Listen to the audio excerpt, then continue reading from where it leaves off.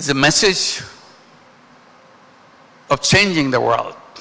প্রধান উপদেষ্টা অধ্যাপক ডক্টর মোহাম্মদ ইউনূস বলেছেন, পৃথিবীকে বদলাতে সব জাতিকে ভূমিকা রাখতে হবে, অংশগ্রহণ করতে হবে সবাইকে।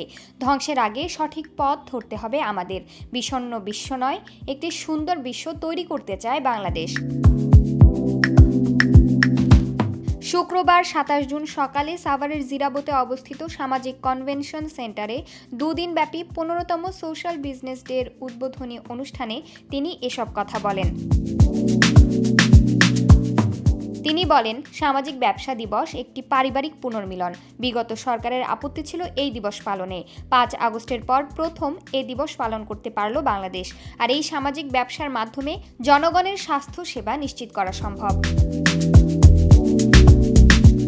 তিনি আরও বলেন, যে কোনো শিক্ষা সিস্টেম তৈরি করতে হবে স্বপ্ন দেখার মাধ্যমে।